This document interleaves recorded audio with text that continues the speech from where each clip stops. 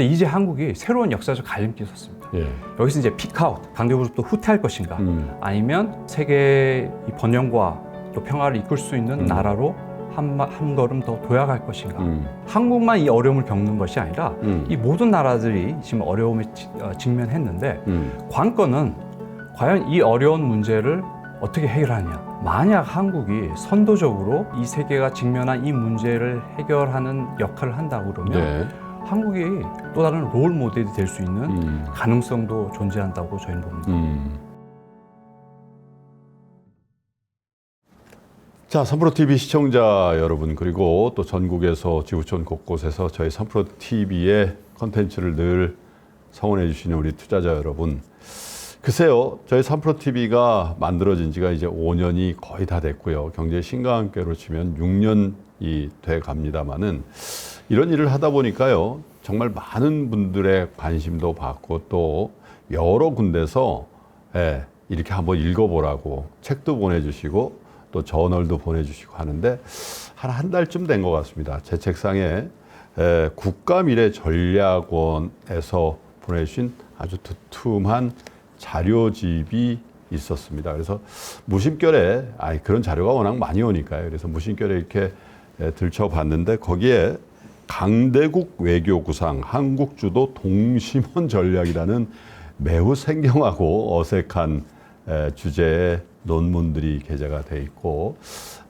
관심이 가서 제가 그 논문의 요약본 이런 것들을 다 읽어봤는데, 이거는 여러분께 좀 소개를 해야 되겠다라는 생각을 하게 됐습니다. 그래서 정말 어렵게 오늘의 초대 손님을 모시게 됐는데, 서울대 정치외교학과의 교수님이시면서 서울대 국가미래전략원 부원장을 맡고 계시면서 제가 말씀드린 그 주제의 좌장 역할을 하고 계시는 손인주 교수님을 모시고 한국의 외교 전략, 그리고 앞으로 어떤 일들을 우리가 해야 되는지에 대한 얘기를 좀 나눠보도록 합니다. 특별 대담으로 모시겠습니다. 손인주 교수님 나오셨습니다. 어서 오세요, 교수님. 예, 반갑습니다. 예. 이렇게 인터뷰에 요청에 응해주셔서 감사드립니다. 예. 방송 처음이시죠?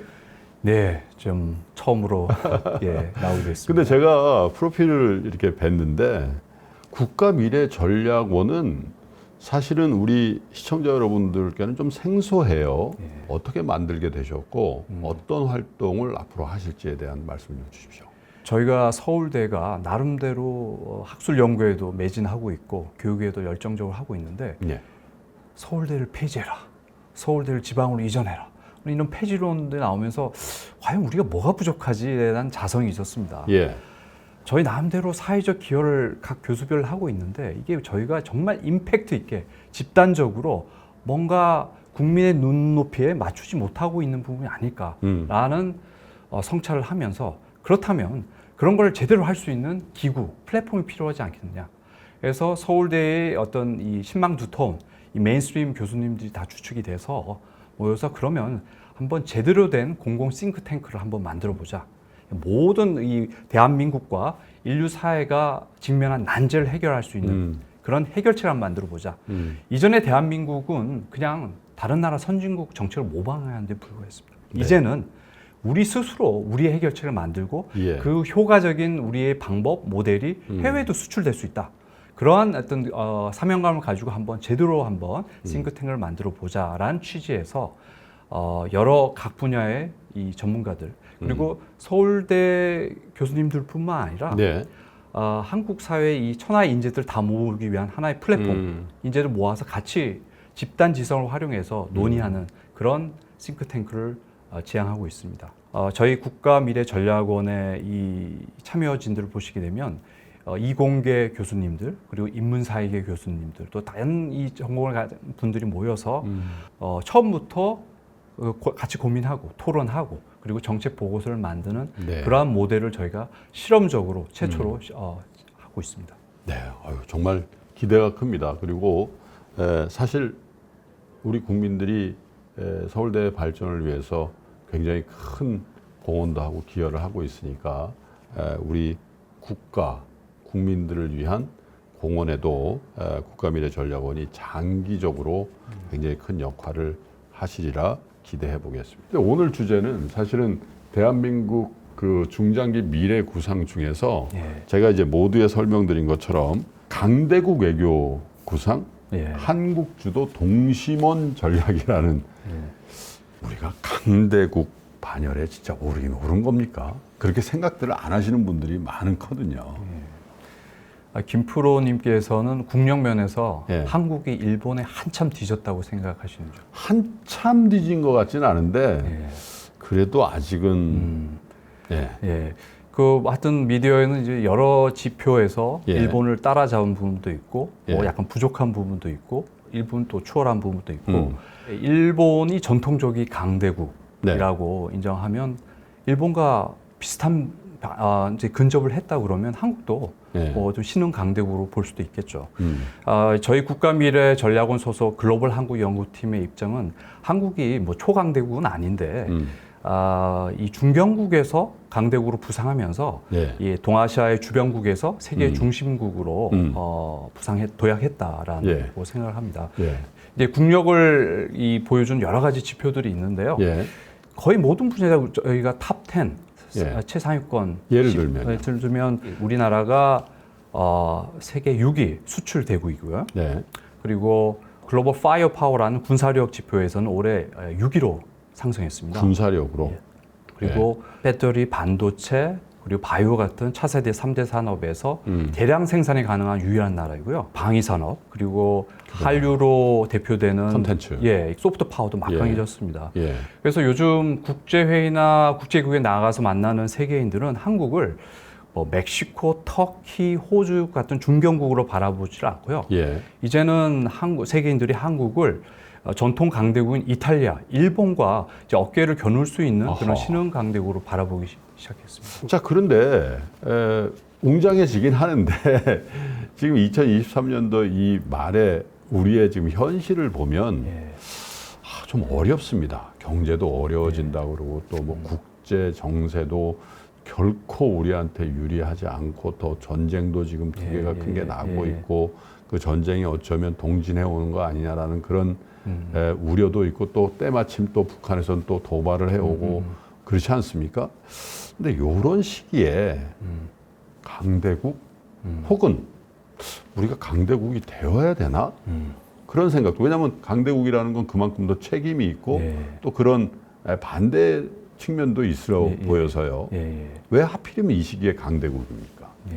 일단 강대국이라는 것은 많은 리소스와 레버리지가 있기 때문에 자국 국민들의 안정과 번영에 사실은 혜택을 줄 수 있는 게 많은 거죠. 책임도 있지만 그 책임을 통해서 또 얻는 것이 있다면 국가 이익에 분명히 도움이 됩니다. 네. 근데 한국이 이 강대국은 부상한 시점이 묘합니다. 말씀하신 것처럼 굉장히 어려운 시기, 천하대란이 할 수 있는 혼란의 시기에 한국이 그러니까요. 세계 중심국으로 올랐습니다. 예. 그런데 그래서 이제 이 팬데믹도 겪었고 미중 패권 전쟁 그리고 이제 전쟁까지 터짐으로 해서 식량값, 에너지값이 상승하면서 약소국이던 강대국은 지금 다 어려움을 겪고 있습니다. 네.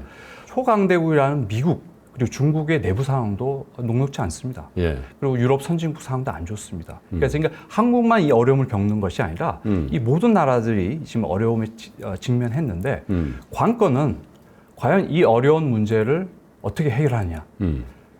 이런 문제에 있어서 이 국제사회는 한국의 해결책, 한국의 정책, 한국의 모델에 관심이 많습니다. 만약 한국이 선도적으로 이 국제사회, 우리 이 세계가 직면한 이 문제를 해결하는 역할을 한다 그러면 한국이 또 다른 롤 모델이 될 수 있는 가능성도 존재한다고 저희는 봅니다.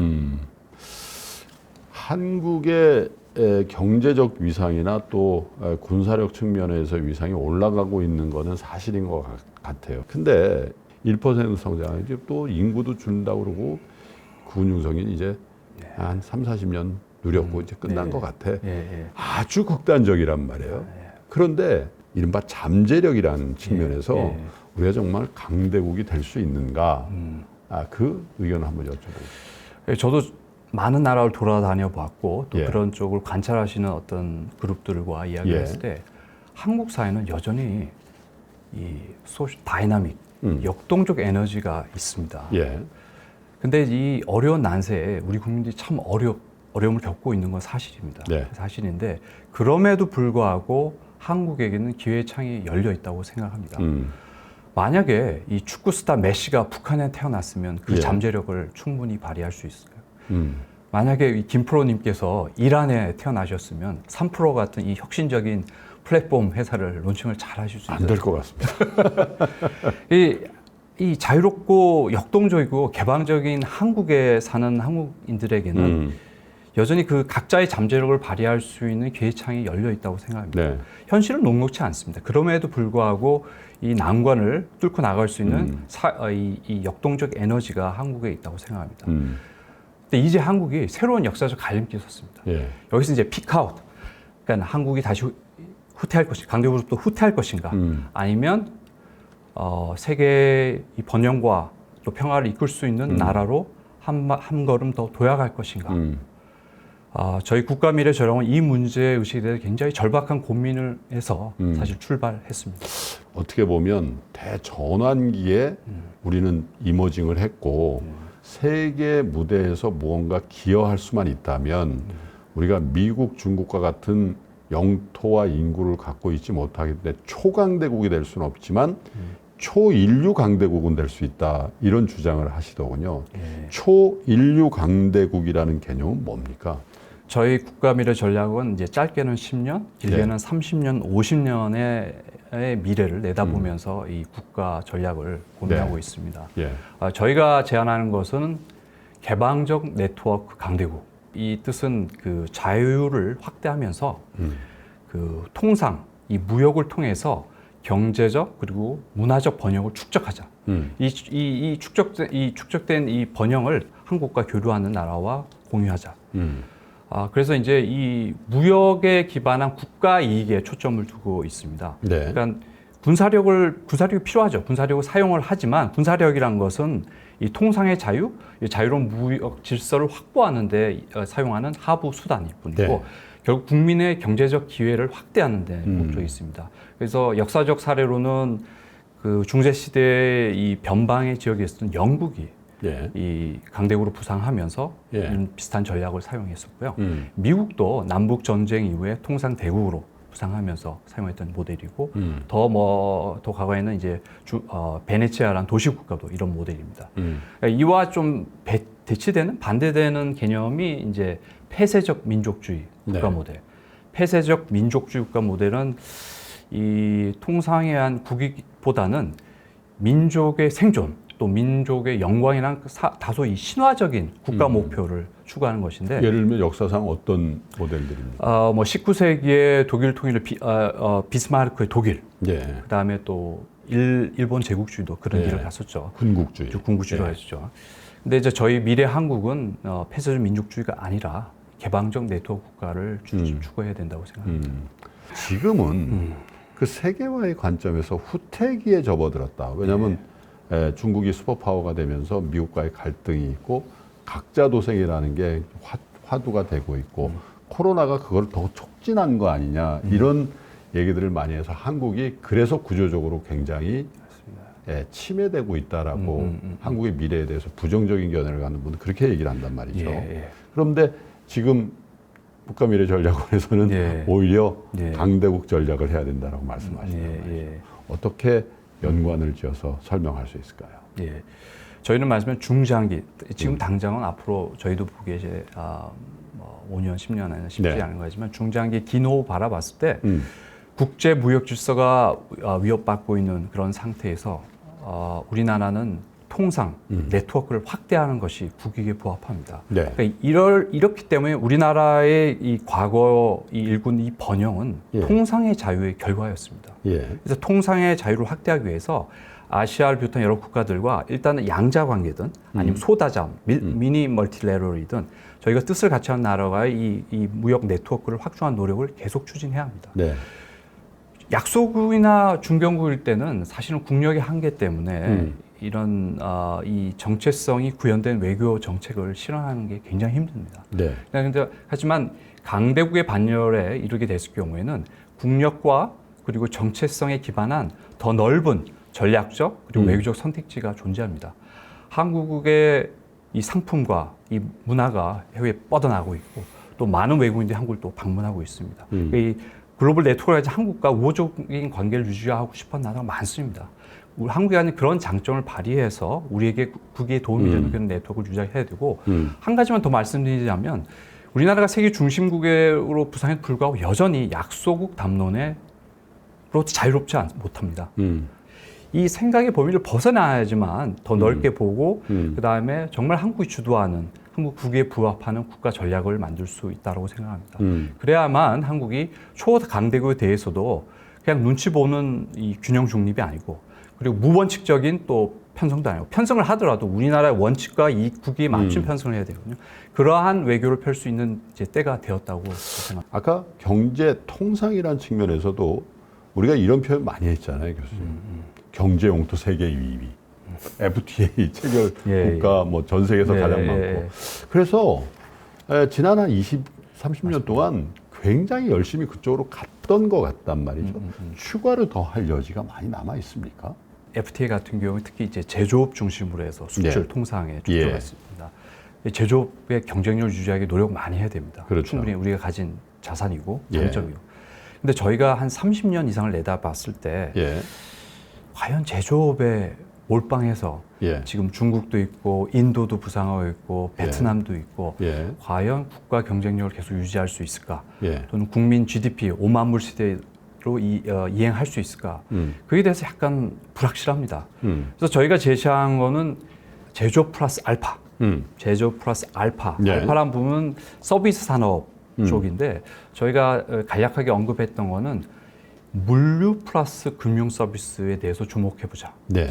이 말씀은 한국이 글로벌 아니면 그 인도 태평양 지구에서 물류의 허브 역할을 해보자. 아시아, 인도 태평양 지역의 여러 가지 이 물류 거점 지역의 플랫폼을 확보하고요.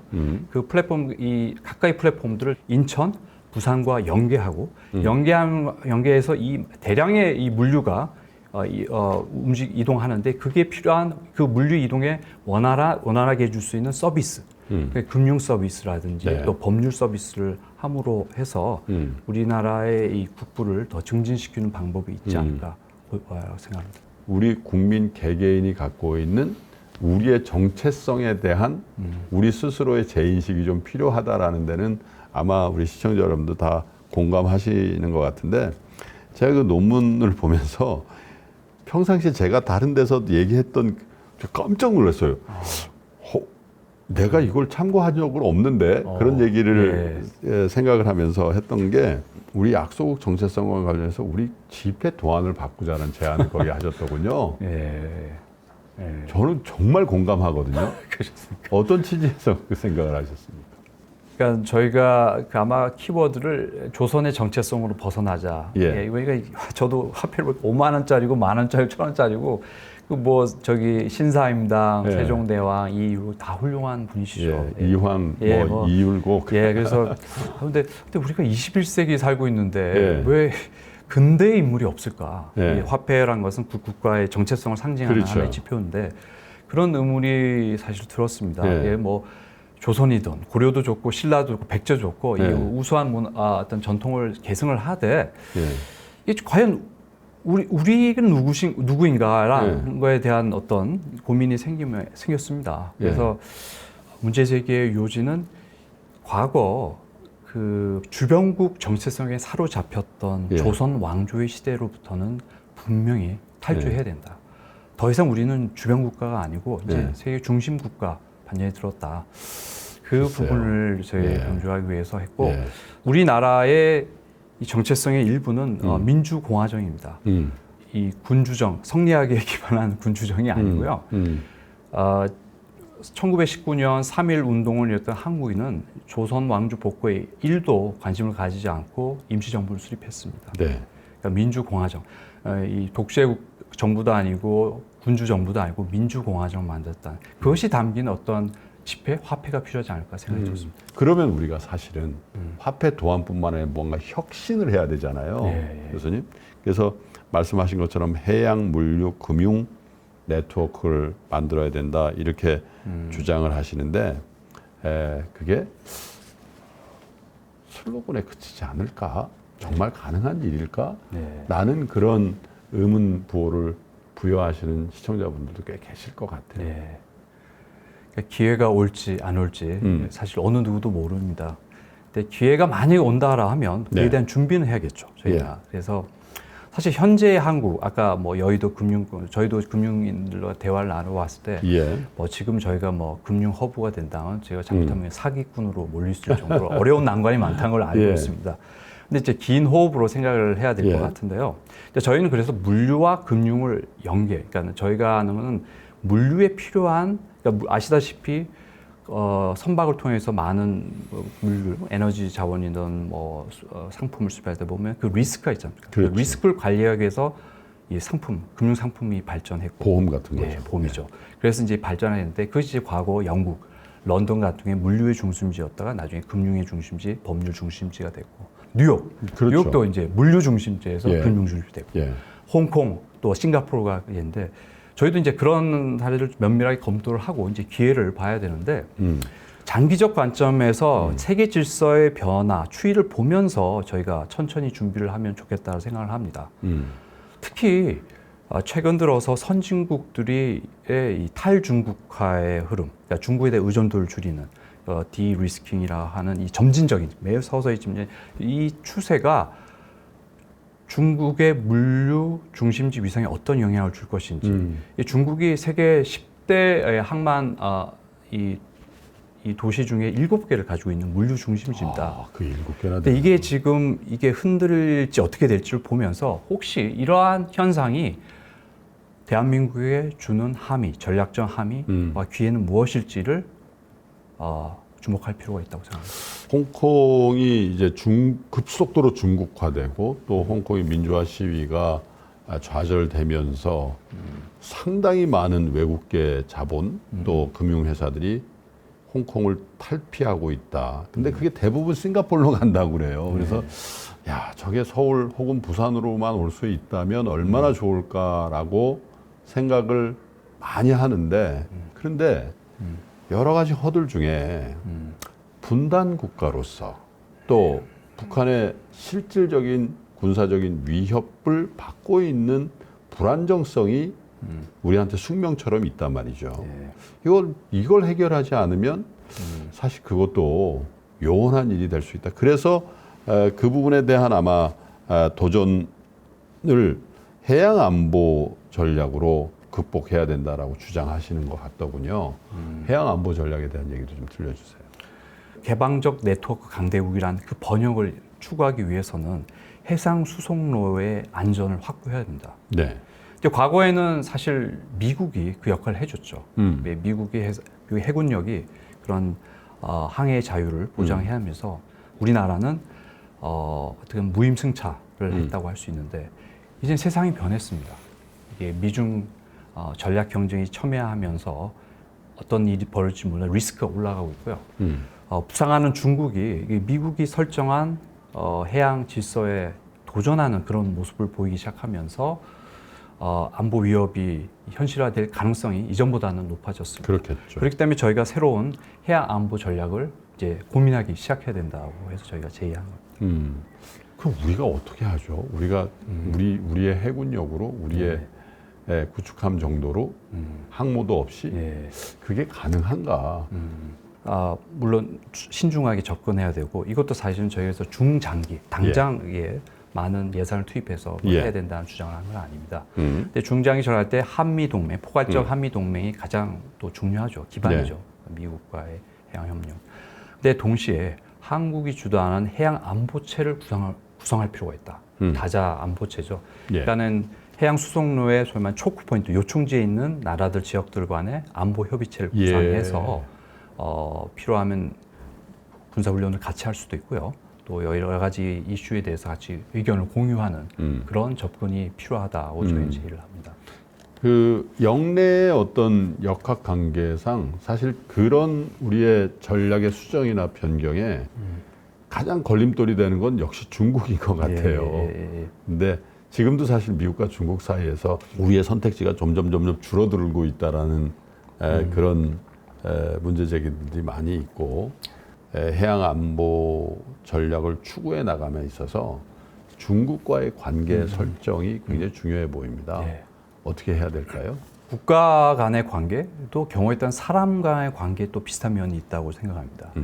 저희가 사람 관계에서도 예. 이 일방적으로 잘해주고 순종적인 파트너가 있고 또 좀 귀티가 나고 부유하면서 또 똑똑하고 원칙이 있는 또 파트너가 있잖아요. 어떤 사람한테 또 끌림입니까? 당연히 후자죠. 예. 아니 국가 간에도 일방적으로 순응적으로 잘해주는 방법도 있지만 그 국가와 장기적으로 안정적인 관계를 가지기 위해서는 굉장히 부유한 나라로서 또 당당한 나라로서 강한 나라로서 또 원칙인 나라로서 또 입장을 표명하는 것이 그 관계를 더 유지하는 도움이 되는 생각합니다. 네. 중국에 있어서도 분명히 그 안보 딜레마라는 리스크는 있습니다. 네. 그러니까 한국은 예. 분명히 방어적인 목적에서 이런 조치를 취하지만 신뢰가 부족한 상황에서는 이 방어적인 조치가 공격적인 조치로 오인될 수 있는 일이에요. 예. 왜냐하면 또 미중 관계 그러니까요. 틀 안에서 예. 우리의 선택지가 이렇게 예. 넓거나 그죠? 예. 확장적이지 못할 수 있으니까. 그렇기 때문에 더더욱 저희는 원칙, 국제 규범을 강조해야 됩니다. 항해 자유란 국제 규범에 예. 기반을 해서 이 다자주의 안보체를 구성해서 원칙적인 입장을 계속 유지할 때 더 설득력 있는 네. 중국을 비롯한 주변 국가들도 이해할 수 있는 그런 우리 외교 일관성 있는 외교 정책이 가능하지 않을까. 이와 관련해서 한국의 가진 장점은 한국은 이 제국주의 역사의 부채가 없습니다. 만약에 일본이나 또 영국이 이런 해안무주를 그러네요. 이끌 경우에는 이 제국주의 과거의 집단 기억이 딱 떠오르면서 군주의 부활이다. 이래서 이 주변 국가의 의심도 받고 견제도 받는데 한국은 제국주의 이 부채가 없는 나라입니다. 이게 가진 한국의 장점이기 때문에 한국이 이 증대된 국력과 그리고 새로운 정체성 기반에서 한반도를 넘어서 국제사회에 또 뭔가 안정에 기여할 수 있는 역할을 충분히 할 수 있는 때가 되었다고 생각합니다. 강대국이 되어야 하고 강대국에 걸맞는 외교 구상과 안보 전략 그리고 경제 정책이 필요하다는 얘기를 쭉 해주셨는데 한국이 주도하는 동심원 전략, 네. 동심원 전략은 네. 정말 궁금합니다. 예. 저희가 제안한 동심원 전략, 동심원 다자주의는 이 세로 축에는 국력 파워라는 게 있고요. 예. 변수가 있고 그다음에 이 가로 축에는 정체성, 아이덴티티, 이건 가치, 제도, 역사관. 예. 이 국력이라는 건 아시다시피 군사력, 경제력, 과학 기술력, 그다음에 예. 문화력까지 포함하는 겁니다. 예. 그러니까 한국을 중심으로 해서 이 국력의 상대적 중요성, 한국에 가까울수록 더 중요한 것이고요. 네. 그다음에 정체성도 한국의 정체성과 더 가깝다, 수렴하는 정도가 더 가까울수록 이건 한국을 기준으로 기준입니다. 해서 한국이 하는 거군요. 주도해서 저희가 한 예를 들기 위해서 이 나라를 배치했는데요. 네. 이건 한 예에 불과합니다. 그 가까울수록 굉장히 우리 국익에 영향을 많이 주는 많이 주는. 중요한 파트너다라는 얘기죠. 예. 미국 경우에는 양자간 대화, 긴밀한 대화가 필요하고 협력이 필요하다 해서 있고요. 그다음에 이제 EU나 일본 같은 경우에는 이제 국력 면에서는 미국이나 중국보다는 상대 중요율이 떨어집니다만 여전히 중요한 나라고요.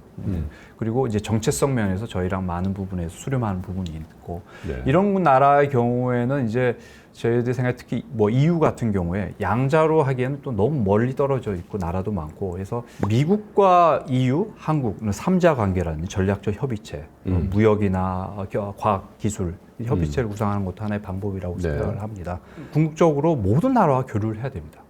해야 되는데 이제 저희가 가진 이 국력 그리고 이 외교 인력, 외교 안보 통상 인력이 제한이 있기 때문에 아프리카나 라틴 아메리카 같은 글로벌 사우스 국가와 관계를 안정적으로 잘 유지해야 되지만 다자주의 이 플랫폼을 활용해서 교류를 해야 되지 않을까 생각합니다. 점점 중요성이 강화되어지고 있는 국가나 지역도 보이는 것 같은데 예를 들면 인도라든지 아세안이라든지 혹은 요즘에 중동이라든지 이런 지역들과는 우리가 전략적으로 훨씬 더 강조점을 두고 접근해야 될 것 같긴 해요. 그 추세에 대해서 동의합니다.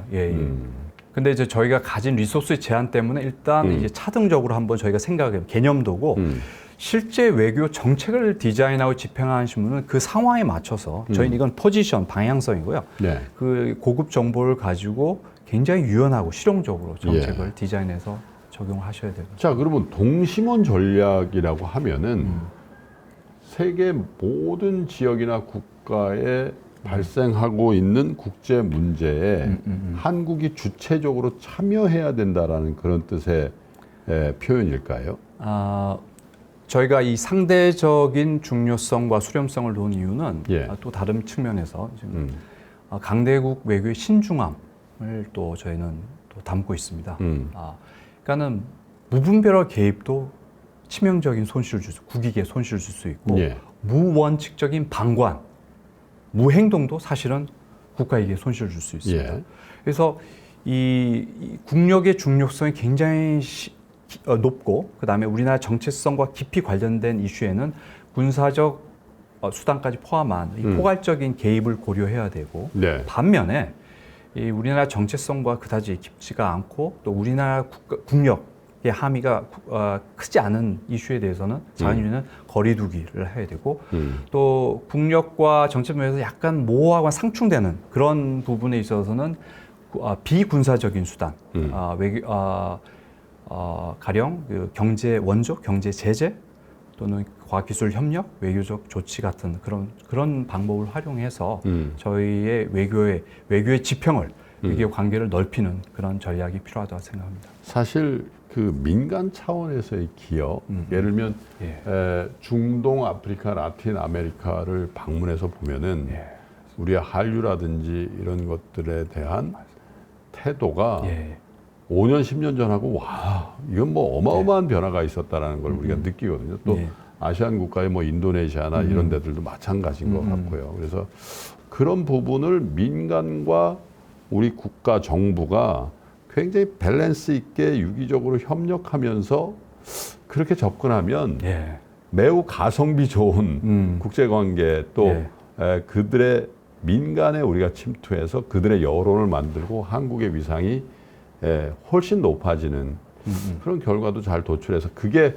우리 외교의 힘으로 반전되지 않을까라는 그런 기대도 있다. 어떻게 국민들과 정부는 협력해 나가야 되겠습니까? 그래서 이 3%에서 이런 프로그램도 만들어주시고 저희 보고서에서도 민간과 정부가 같이 합심해서 이런 전략을 장기적으로 추진할 경우에 결국은 저희가 글로벌 네트워크를 확장하게 되고 그 확장된 네트워크를 통해서 국가 이익을 확대할 수가 있고요. 그렇게 되면 모든 길은 로마로 통한다는 말이 있듯이 그렇죠. 모든 일은 항구로 통한다. 만사한통. 모든 일이 항구로 통한다라는 만사한통의 비전도 이룰 수 있는 또 시기에 오지 않을까 기대합니다. 그렇긴 한 것 같아요.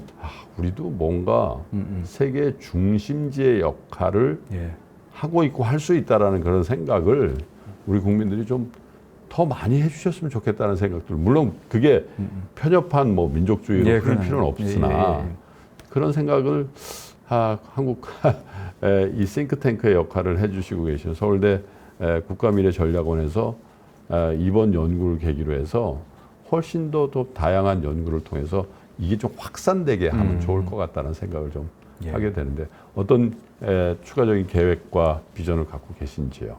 그 옛 속담에 변화의 바람이 불 때 누구는 벽을 쌓고 누구는 풍차를 만든다라는 말이 있습니다. 벽을 쌓는다는 것은 방어적, 수동적인 태도이고요. 풍차를 만든다는 것은 이 창의적이고 선도적인 태도라고 생각하는데 지금 세계 질서가 요동치고 있습니다. 이 변화의 광풍이 불고 있는데 대한민국은 풍차를 만들었으면 좋겠습니다. 이 선도적인 국가 전략을 통해서 위기를 기회로 만들 수 있다고 생각합니다. 이를 위해서는 우선 한국은 한국의 이 증대된 국력 그리고 높아진 국제 위상을 사실 있는 그대로 수용하고 받아들여야 합니다. 그걸 받아들이고 국제사회에 책임 있는 일원으로 행동할 때가 되지 않았나 생각을 합니다. 과거 한국은 신생국 약소국으로서 UN 회원국을 비롯한 국제사회로부터 많은 지원을 받고 원조를 받았습니다. 근데 이제는 세계의 중심국 강대국으로 부상해서 그 국력과 정체성에 부합하는 국제사회, 인류 공동체의 이 번영과 안전에 기여할 수 있는 국가로 한 발 더 도약할 때가 되었습니다.